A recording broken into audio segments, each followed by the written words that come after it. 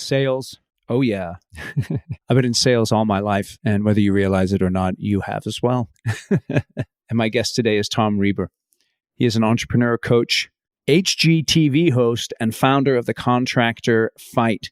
He coaches and advises business owners and CEOs on how to sell unafraid, build stronger teams, and scale their business profitably. We're going to have a great time here talking about sales.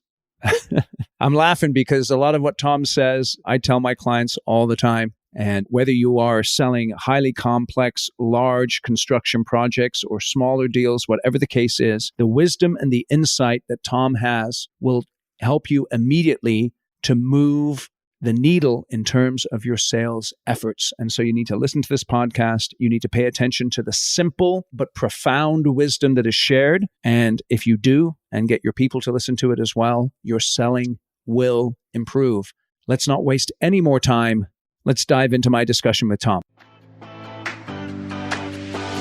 This is Eric Anderton, and you're listening to Construction Genius, a leadership masterclass. Thomas Edison said that genius is 1% inspiration and 99% perspiration. If you're a construction leader, you know all about the perspiration, and this show is all about the 1% inspiration that you can add to your hard work to help you to improve your leadership. Tom, welcome to Construction Genius. Eric, thanks for having me. How you doing today? I'm very well, thank you. You're passionate about construction and you're passionate about helping people to overcome mediocrity. One area that you really focus on is sales. And I think it's something that contractors often miss. They don't see themselves as salespeople.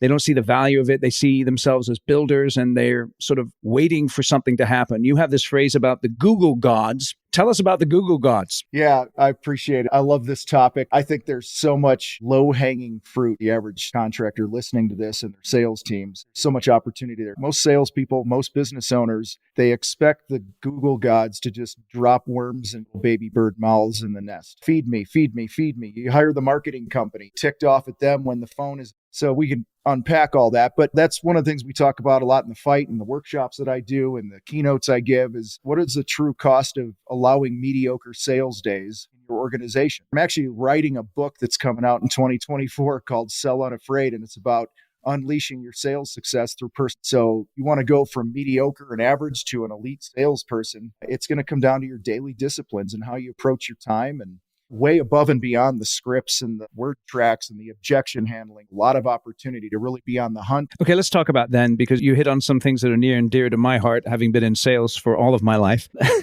What distinguishes a high-performing salesperson from a mediocre salesperson? Yeah, I think it's how you choose to show up each day. Are you bringing your best with your controllable actions each and every day? You know, there's a lot of demands on a salesperson. There's quotas to meet and all those things. And I think that's where I know I've made the mistake in years past where I focus on the result instead of focusing on the steps each day that are going to get me closer to that result. So for instance, there's a thing we call an unexpected intentional touch. We call them UITs in our world. And a UIT is nothing more than taking your phone and sending a text or a quick little video to somebody. This is not a mass email thing. It could be a phone call. I don't care, but it is a personal touch. So Eric, if I built something for you a year ago and I'm going to intentionally text, call, video, quick, whatever, 30 seconds, just go, Eric, it's Tom with ABC Construction. Man, I was just thinking about that project we did for you last year. How's it looking? Hit me back and let me know. It could be that simple. When I do this, every time I talk to a group of live people, I have them take their phone out and I have them send one. I did a talk last week in Florida. Literally before I got off the stage, a guy raises his hand. He goes, I just sold 15 grand while we're sitting here. Because as you know, we do so much as salespeople to court people into the relationship of doing businesses with us. And then we close the deal and then we look for the next one and we miss all the low-hanging fruit that's in our database already. You know all the stats about how much more likely somebody is to give you money if they've already done it before because the trust is there and stuff. And so I found that there's hundreds of thousands, if not millions of dollars in your database, in the people that already know you. I have a GC that does this. He does 3 a day every weekday of the year. He sends 3 of these messages out. So this is what I'm talking about. So I have a GC who sends 3 of these a day. like clockwork. He could be sitting in his doctor's appointment waiting to go in and see the doctor, and he'll just send one and just go, "Hey, Joe, it's Bob. Just wanted to check in on the garage that we built for you last year," or whatever. It's just a conversation. The goal is not to sell something. The goal is to stay on their radar, right? To just let them know that you still care. Like, salespeople in general are terrible at that because we're always on to the next kill. And so he sold over $1 million in the last 12 months, simply sending three of these a day out that generated conversations. I swear everything that is dear to me in my life, we just had our big event in Denver a month ago, 3 weeks ago. I'm giving the example of Bob selling $1 million. I'm on the stage. He's off to my left. And I'm like, "Bob, thanks for letting me share this." He's like, "Yeah, go for it." I got done with my opening talk. I walked off the stage and I give Bob a hug and I go, "Dude, thanks for letting me just share your story." He goes, "You're not going to believe this." I go, "What?" He goes, "We just sold another 130 grand from one of these literally while you were on the stage." So that's one example of a daily discipline that is super simple to implement that most salespeople won't do because we're always on to the next thing. Can I just ask you a quick question, though, about that? So I'm the president of my company, right? And let's say I'm a builder, right? And I feel a little cheesy about doing this kind of stuff. How do you help someone? Let's say they're not in sales directly, but really, if you're the president of the company, you're in sales every single day. How do you help someone who feels a little cheesy doing this? Well, I back it up and do you care about your customers? To me, it's simply, I don't mean to make this like a pitch fest or a book that's not even out yet, but like there's a chapter called "Do You Still Care About Me?" And so my wife, I courted her, I won her over, bought her flowers, we got married. It'd be ridiculous of me to stop doing those things, right? And so same with our customers. And I just think this whole aspect of just picture everybody with a sign. I think it was in How to Win Friends or Influence People years ago. It was the first time I think I heard it. And then one of our coaches uses this all the time. Whenever he talks to a human being, he pictures a sign around their neck that says, "Make me feel important." Like if you just approached it like that. And so your salespeople should be doing this. You as the CEO should be doing it. Your office manager, when he or she has downtime, can send some of these out, right? So it's just, and collectively, it adds up a lot. And here's why. Let's talk math, because I know your listeners care about the math of the business. I have found, I've been doing workshops and coaching on sales for years, working with tons of companies. I found that on the average salesperson has 2, what I call mediocre sales days a week on average. All right. Meaning they're not sending the UITs. I'm not even talking about inking a deal because I understand some projects are bigger, right? I'm talking building a new connection with an influencer, prospecting, all those different things, whatever, however you want to fill that in. What are those things that we have control over? 2 average sales days a week. Well, if you just, I'm a calculator guy, man, right? So if I go 50 weeks a year times 2, that's 100 days. Last I checked, that's 100 days that are mediocre. Well, it gets better, Eric. Check this out. There's about 264 sales days a year when you take out holidays and weekends and all that other stuff. So you divide 100 by 264. That's almost 38% of your available sales days. You're not showing up with discipline, controlling what you control. Now, I told you we're going to get crazy on this calculator stuff. If your sales rep has a goal of $2 million, if I divide it by 264, that's 75 a day. Times 100 days that he's mediocre, he's missing out at least $750,000. Now, again, I understand there's buying cycles and things like that, but that's just how I reframe this to go every day that I choose in that math example to not send the UITs, to not prospect, not do the things, not role play and train and those types of things as a day I've allowed myself to be among the average. And it's costing me at least $7, $8 grand, $10 grand a day when I do that. And then you calculate your commissions and all that garbage from it. So then tell me then, what are some very simple ways for someone to, let's say, reduce 2 days of mediocrity to maybe half a day of mediocrity? How can you start to make progress there?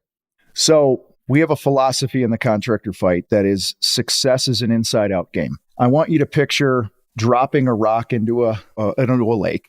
Where that rock hits is the very center of the universe to us, right? And that's what we call get oxygen as an individual. I take care of my body. I take care of my mind. I eat right. I sleep well. Like I take care of me. It's the old stupid airplane example. You got to have your oxygen first. Then the next ring out we call your people, meaning my immediate family. Because another thing that goes along with this is success starts at home. So every day of the week, year round, my wife and I have a date. is an example of that. It could be 15 minutes of a walk. It could be a glass of wine in the back where we're connecting. It could be a full-on date. It could be bath time. It could be a number of things. But we get time every day.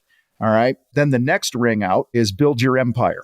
And most business owners especially have that flipped, right? They make the business the center of the universe, all in the name of taking care of the people they love, and they neglect the people they love. They put themselves last. And so the starting place to start eliminating mediocre days is set a standard for yourself, or what I call a code of conduct of how I'm going to approach each day. I'm going to take care of me, I'm going to take care of my people at home. And that's our people in our company too. Then we're going to work on the business tasks. And, there's the old saying, how you do one thing is how you do everything.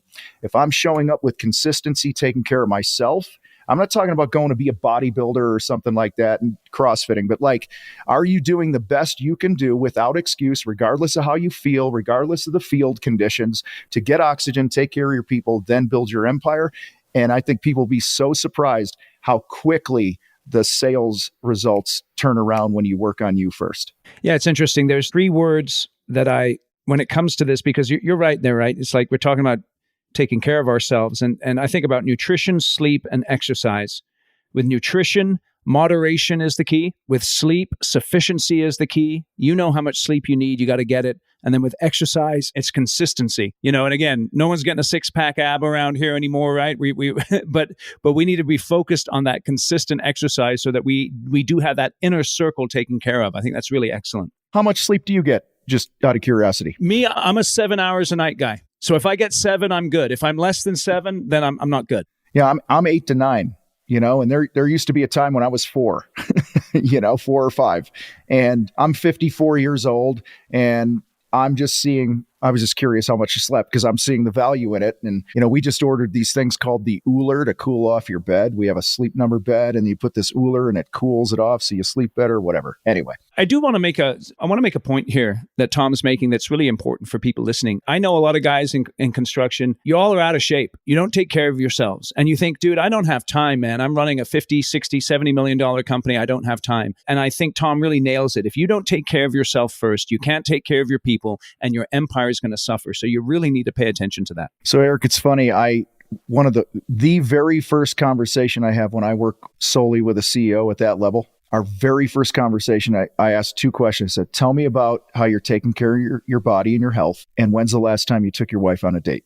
Because success is an inside out game and it starts at home. I personally believe, because I've seen it, I've made millions and I've been bankrupt and I've made millions, right? So I've been on every end of this thing. I can tell you from personal experience that for me, my business will only be as strong as I am, and my relationships at home are. And because who I am at home and my health and stuff, I take with me everywhere. And that impacts every area of your life. And, as you know, success is inconvenient. Success doesn't care how you feel today. Sales, running a business, this is a high stamina game. I heard a stat. I wish I would have wrote down where I heard this. Maybe that running a multi-million-dollar business as a CEO is the equivalent of the exertion, mental and physical exertion of being a professional athlete. So there's something out there in the world that I wish I could cite, but that's why I just believe it's so important that you take care of yourself. Let's go back to specifically the idea of selling. I have this phrase that's always stuck in my head that I cannot control productivity, but I can control activity. If I focus on quality activity, then the productivity will come. If you buy into that, what do you think the difference is between quality activity and then mediocre activity? Well, I think it's really being a student of your time and its effectiveness. So we have this crazy metric that we track called ESR, effective sales rate. Okay. So it's dollars sold in a time period divided by hours spent in the sales process. Could be prospecting, following up, standing in front of somebody on the site and having whatever it is, right? Putting a proposal, and you divide that and it gives you a number, $3,000, $40,000, whatever it is. We found that the higher the number, the more efficient you are and the better you're using your time. So I think it's just, and to really dumb it down, is the juice worth the squeeze? If I'm part of some networking group or whatever you want to call it, and it's X amount of hours a week or a month, and I've been tracking the stuff, we have a problem. Versus I know, like the example of Bob and so many others, when they take literally 5 to 10 minutes a day to send UITs out, it brings back $1 million or more a year, that's a pretty good use of time. And so we want to make sure, we're spending the bulk of our time, that 20% of stuff that drives the biggest results. And I think that's where most people don't track. They're busy, right? I got to do this. I got to do that. They're busy running around because they feel like if I'm busy, I must be working. And this has been a big shift for me in the last several years, decade probably. I used to be, the more activity I could throw against the wall, the better.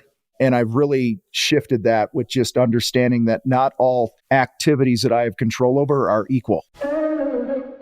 I don't know about you, but I'm having a great time listening. Actually, I'm not listening, am I? I'm actually doing the interviewing, but I'm listening to Tom and I'm having a killer time. This is Eric, and I just want to give you a quick shout out here for my book, Construction Genius: Effective, Hands-On, Practical, Simple. No BS. Leadership, strategy, sales, and marketing advice for construction companies. You're getting some killer sales advice here from Tom.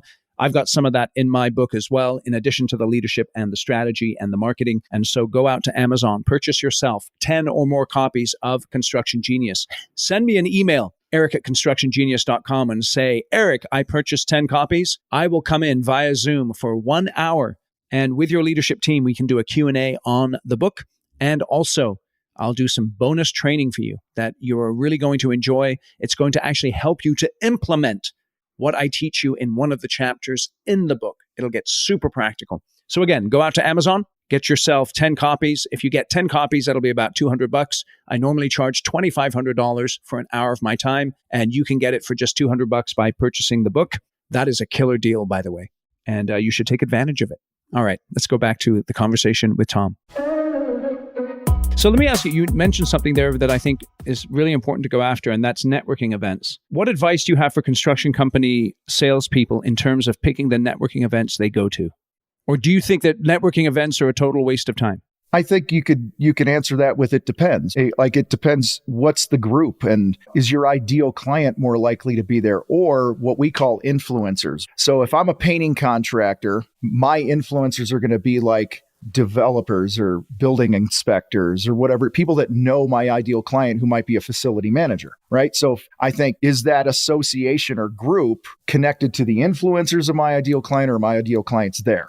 And then part two of that is, I think most salespeople, they jump into a networking group and then they take on what we joked about earlier, the baby bird thing. Like, I'm in this group, give me a lead, give me a connection, where if you go in going, I'm going to play the long game here, I'm going to give this thing 2 years where I'm just going to give, right? I'm going to get on a committee. I had a buddy who was, we had this thing back in Naperville, Illinois, when I lived in Illinois, called Rib Fest, this big, huge thing they have. And the Rotary Club at the time was all the business owners and the blah, blah. And he joined the Rotary Club, and he joined this committee where they poured beer at the beer garden every year at Rib Fest. And he was closing deals left and right because he was giving and he was serving in the thing, and he never had to ask for it or be the annoying salesperson. So I had another friend who was one of my competitors who was getting the inside scoop on all these big commercial painting projects that I didn't even know were out for bid because he was on a committee. So I think it's having that play the long game mentality. As human beings, we want the quick win. We want to join the thing and get the check. That's sadly not how it works all the time. So the idea of successful networking is, number one, you've got to make sure that your target market is involved in some way in that networking group, or at least influencers of that target market. Second thing is, you've got to commit to the long game. And then the third thing is, you've got to commit to giving without expectation of immediately receiving back. Did I hear that right? Yeah, you did. And it's about earning confidence. When you're going to do business with somebody or refer somebody, you're putting your neck on the line. If you're going to refer another company like you and I have through the years, right? You want to make sure that you, more than getting a finder's fee or any of that garbage, you want to make sure they don't damage your brand and your name. And so you got to earn confidence over time. And I think, just showing up to some monthly meeting and shaking hands and handing out cards doesn't earn confidence. I think it's being together with people, and whether it's charitable causes or whatever it might be. Let me ask you this. Tell us a story of someone that you've worked with who was really struggling. They were frankly a mediocre salesperson, and they made a couple of key changes that helped them to go from mediocre to high performing. Can you describe that a little bit? Oh, wow. Yeah. I'm thinking, I've already talked about Bob. I think somebody else I'm talking about, another general contractor who really changed the game, like 7x'd his business in like a 3-year period of time. And it came down to 3 core pillars number one, we dug back into making sure he was confident in his numbers. You mean the numbers he was bidding? Yeah, the numbers he's bidding. And I believe that the higher your gross profit, the easier it is to have a high net profit. And I think it was when you really understand what it costs to produce the thing you cost or do, and then you tie all the risk to it, the risk to property, to people, to reputation, all these different things, it's really kind of ridiculous how cheap contractors work for when you figure all that in. And so he set some standards that he wasn't going to go below a certain margin on his gross profit. And if he did, he wasn't doing the job. And I think what that does, when you have confidence in your numbers, you're not the groveling salesperson that needs the job, right? Number one. Number two, he really dug into, again, what we call selling unafraid. And that's a strong pre-qualification process. Before you're running out there, and I understand commercial's a lot different than the residential world. I totally get that, right? But you can still have a pre-qualifying conversation. If, Eric, you call me up to build an airplane hangar, and I'm going to dig into your motive of what's important to you, and it's usually an emotional thing. The motive, it's step one of our process. Motive is emotion. You don't want the airplane hangar. There's a reason you want the airplane. Like, why do you want a drill bit? You want a hole, but why do you want a hole? You want to hang your kid's picture on it, right? So there's a deeper emotional connection that I think most salespeople don't get to. And then the third part is really focusing on getting the right eyeballs on your business. And I think that's a huge area that Kevin, the guy I'm thinking of, really focused on was what story are we telling the world about our brand? And I think salespeople in general are not using these little supercomputer movie studios that we have here to their full capacity of showing us who you are. And I'm not talking just before and after pictures and that stuff. I'm talking like commercial painting contractor out of Ohio. He's on LinkedIn. His name's Steve Spinelli. He's a good buddy. He's been part of our stuff, right? And Steve did a video on LinkedIn where it was a Saturday. And he's like, hey, we got to keep this project moving. I've been out of the field for years, but I came in today. I volunteered to come spray all these door frames on this space. He's like, because we don't want to hold things up. Sunday, he goes live on the video and he's like, well, I'm back. I came to check on my work. It ain't very good. Like he'd lost his skills a little, right? You're the owner, you're out of the field. And he's like, I came in to check my work. And what I've realized is I wouldn't stand for this if one of my guys did it.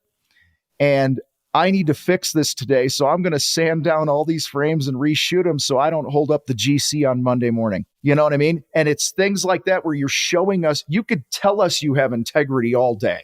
But that's how I think a lot of salespeople and companies can do a better job on social of just really showing us who you are. He had another video he did where he got out and he said, I had an opportunity to do this massive paint project for a new customer, and I had to say no to it because if I would have accepted it, it would have been an issue, a domino effect down the line with some of our already amazing clients that we have and commitments that we've made. And you know what it's like turning things down like that. Like there's a part, and again, and it's funny, I texted him about this. He's like, dude, you're not going to believe this. After I posted that, my main company that I kept my commitments to and didn't screw up their schedules because I said no to something, they called me. They said, we saw your video. We have another $350,000 project for you.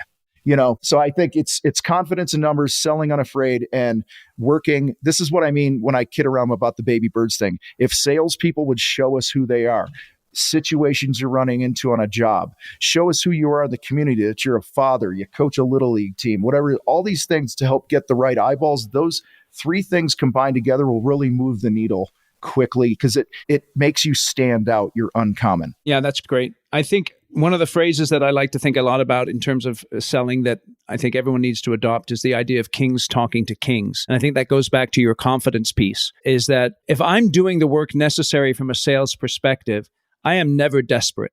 I never have to go in there on my hands and knees saying, please give me this job. I can go in there with a sense of confidence and a sense of real clarity about what I need to do for my business and the right type of client I need to be working with and make my selling decisions based on that. Well, yeah, said for years that I think the two most important words in business are clarity and consistency. Be clear on what you want and consistent on the stuff that it takes to get you there every day and chip away, right? Because we're compounding towards something every day. You just got to make sure it's the intentional thing you want to be compounding for it. And like you said, when you're clear on your numbers, you're clear on what your ideal client, your perfect project, what your not ideal project looks like, and you can say no with confidence, it opens up space for so many other things to come your way. Let me ask you a question here, going to just pivoting a little bit. Have you ever been in a situation where you've been working with one of your clients and they've been bidding on let's say a large project, whatever size it is for them, but for them, let's say it's a large project, maybe a complex process. It comes to awarding the project and it gets awarded to the competition. Come in and they say, Tom, man, I put sweat and tears into this, but it got awarded to someone. And the guy who made the decision, I didn't even know the dude who made the decision. I didn't know who the final decision maker was. Does that ever happen?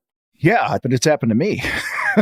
Again, that's where I think it's so important to have a strong pre-qualification conversation. And so for instance, if we're having that conversation, and I only know our process, right? So step one is motive, like, why do you want to build the thing, right? And you kind of create that emotional connection. Most salespeople won't do that. They won't lead with empathy and enthusiasm and the right questions. They won't shut their mouths long enough to hear what's really important to people. And usually those emotional motives are rooted in embarrassment and fear and those other things. So once I got motive, I'm now going to say, Eric, based on what you're telling me about this project, I got one of two ways that we can approach it. All right. We could go blow the roof off this thing in every way and go big and crazy. Doesn't matter what the project is, right? You get the point, right? We could build this thing for you that'll be the talk of the town. It'll be in every trade magazine about, say you're building an auto dealership or something. And it'd be the talk of the town and everyone's going to model it after you. And it's, I don't know, we're looking at 30 to 40 million bucks. Or we could come in, not go all crazy bells and whistles and build you everything that you want based on what we talked about for, say, 25 million. Which of those conversations does it make sense for us to have? They're going to tell you their budget right there. Because if you go, what's your budget? Most people lie or they play the game. Well, I don't know. We've never built a thing like this before or whatever. Now you're going to move to what, step 3, I can skip it right now. But then step 4, we call influencers. Who are the influencers in the deal? So you go, yeah, Tom, we're not going to do the 40 million project, but we were thinking it was going to be 25, 30 million, something like that. All right. So if we came back with the design that you wanted and we were in that range, what would happen next? Well, we'd have to run it through so-and-so and this and that. Okay. Would it make sense to have a conversation with them?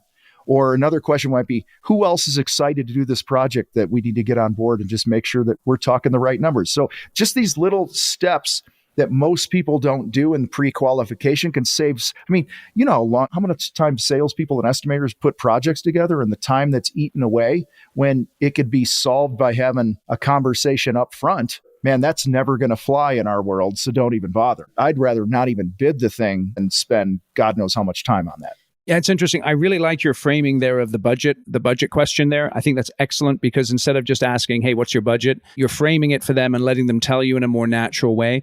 I think the other one that's so important, and I think a lot of salespeople, they feel a resistance to asking the question, and it's around that idea of who besides yourself is involved in the final decision. And what can a salesperson do to overcome that internal resistance they feel to asking the tough questions or maybe the uncomfortable questions? Yeah, well, I think get in the habit of doing uncomfortable things. Back to what I said earlier about how you do one thing's how you do everything. So if I'm as ridiculous as this sounds, and I have more after this, but the first place is like, am I holding myself to that personal code of conduct? I don't miss a workout. I'm home for 5 for dinner when I said I was going to be home. I honor the commit. Like when you truly commit to being that type of person who does the inconvenient things, that's step 1. Step 2, I think, is practice, right? I was in the Marine Corps. We went to the rifle range. A pro golfer, what do? They go to the driving range. A baseball player gets in the batter's box. And most salespeople don't role play. They don't put themselves in uncomfortable situations. We have a group coaching program where every weekday of the year, unless it's a holiday, we have a live sales training role play call with our coaches. We'll have 50, 60, 100 members on the thing, all role playing and learning. And within the community outside of that call, they role play with each other all the time. And the whole goal is going, Eric, I really struggle at this part with this objection, or I really struggle with this part of the sales process, or asking this, or like you just said, the tough questions. So I want you to just turn the screws on me on this and push me to be really uncomfortable so that when it comes game time, you've been there before, right? And now you're not all panicked, puckered up and in the corner freaking out. Yeah, I think that's really great. What is your opinion on scripting sales presentations and how effective is that? And should I do it and all that kind of stuff? Well, if you have scripted sales presentations and it's working for you and you're hitting your targets and your goals, then I go, good, right? Let's not break something that's not, or fix something that's not broken. However, I'm more of a fan of frameworks than I am scripts. I have my go-to word tracks and things like that. Somebody says, oh, that's too much money. Oh, that's interesting, Eric. What makes you say that? Instead of me being on the defensive, make them justify why they think it's so much money, right? That's one of my go-tos, done with the correct tonality, not what I just did. So yeah, I think you have to have some frameworks around information that you need. And I think it comes with practice and training. And you can tell when somebody's totally scripted. You can tell when somebody doesn't really care. Yes, you need some scripts and word tracks as a starting point, but that's where role playing comes in, where you kind of make them your own over time and you add your own style. Like humor is one of my things when I used to sell. I had this builder I was going after, for 14 months. It took me to land the builder back in the day, in the early 2000s. And the first time I cold called the office, and the lady at the desk is like, the only way any other painting contractor is getting in here is if Albert dies. Okay, he's been with us for 20 years or whatever it's been. I'm like, all right, I left my stuff and gone. So my framework is I'm just going to keep showing up. That's one of my frameworks. Just be consistent, keep showing up, be like a bad rash, right? Until they deal with me. And so I'd see one of their trucks. I'd leave a folder or a card on it. I'd drive by their office. I'd stop in and talk to the old lady at the desk again, whatever. Yeah, so I'd stop in on their job sites. I'd stop into the office, whatever, for 14 months. And so what had happened is, every time I'd stop into the office, the elevator would open, it would ding, and out of the elevator, you turned right, and that was her desk. So every time she heard the ding, she'd look up.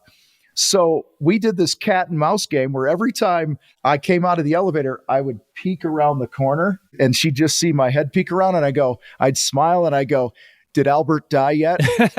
And that became like our thing. And so that's where you just got to be you, right? You take these frameworks and word tracks and stuff, but you can only get to that level of mastery by repetition and practice. Like there's 4 levels to learning a new skill. There's unconscious incompetence. You stink at it and you don't know it. And then you have some awareness. So now you have conscious incompetence. Like, I know I'm not good at this thing. Now I'm working on it. Now I have conscious competence where I'm good at this, but I have to try. And then I reach unconscious competence, which is mastery. It's second nature. It's the guitarist on stage shredding a guitar solo, having a conversation with the sound guy. That's where you get. So most salespeople, they just don't practice. They don't put themselves under the fire. Do you ever talk to the students? Do you ever talk to them about cold calling in terms of, dude, you're driving around town, or let's call it warm calling. You're driving around town, get out of your car or your truck and stick your head in the client's office or the potential client's office and say hi. You ever talk about that? Every day. And people are like, well, what do I say? What's a script for prospecting? I'll give you mine. And I don't care if I was selling hot dogs, I would use this somehow. I'm a fan of when I see a truck of somebody that, say, I'm a commercial painting contractor and ABC Commercial Builders drives by. I literally take a picture of the truck. I call the number. I go, hey, this is Tom with Commercial Painting. I just saw one of your trucks go by. I'm a commercial painter. You're a commercial builder. I just thought it might make sense for us to know each other. That has been my script for over 20 years. And you know what? You're going to hear a lot of no's. That's okay. All right. But if you did one of those a day, think about that. If you did one of those a day, you hop online for 10 minutes instead of surfing Facebook, get online and search whoever your ideal client is and stop by and say the same thing. DM them on social, say that, I don't care what it is. Just winner. See, the elite, they find a way to win. They don't care what the field conditions are. Like if it rains and we're going to play a football game and there's a foot of mud, we both got to play on the same field. Find a way to win and be consistent. God, I've tried prospecting. That didn't work. You could prospect with social media. You could prospect with email, the UITs, the influencer calls. Those are the daily disciplines that I'm talking about that people are missing out on. That's beautiful. As we're wrapping up here, Tom, and I appreciate your time, give us the top 3 pieces of advice, and you can feel free to summarize anything you've already said, that you would give to a salesperson to make traction and to immediately start moving the needle in the next 30 days. I was writing them down as they came to me. So first, work on you. It's an inside out game. All right. That never changes. Second, it's what I call win the moments. You can't win the day if you don't win the moments throughout the day. So when you think, oh, I should call that guy who's ticked off at me, and you talk yourself out of it, that was a moment you lost. I drove by a commercial facility for like 6 months. I swear to God. I drove by for 6 months and I'm like, I got to stop in there because it needs a paint job. It needs a paint job. It needs a paint job. One day I drove by, it was painted. I hate that. Okay. All right. Because I didn't win. How many moments did I not win? So inside out game, win the moments and practice. Put yourself in the ring. Role play this stuff. Get uncomfortable because the elite in anything are always practicing. The Bradys of the world, the Michael Jordans of the world. I mean, I just spent time with Tim Grover, who was Kobe's and Michael Jordan's trainers for years, last week in Vegas at an event. And he put them under the fire, and these guys were the elite of their game. They built the habit of being uncomfortable. Guys, once you start getting uncomfortable and make it a habit, it's not that big of a deal. That's great. Well, Tom, I really appreciate your time. Tell us more about you and your business and how people can get in touch with you, please. Yeah, so I run the Contractor Fight. The fight's between your ears. It's how you show up. It's what you think about yourself and success. You know, we work with thousands of contractors all over the world in several different industries. You can go to thecontractorfight.com. I do a lot of workshops, a lot of, keynotes and things like that, as well as, we have other coaching programs and stuff. So I super appreciate you having me here. And anyone that wants to check things out, head to thecontractorfight.com. Excellent. We'll have links in the show notes. Tom, you've been really generous with your time. Appreciate it. And I do wish you the best. Likewise, Eric. Thank you. Right on. Hey, this is Eric. Thank you for listening to my conversation with Tom Reber. Make sure you go out to thecontractorfight.com and learn more about the work that he does.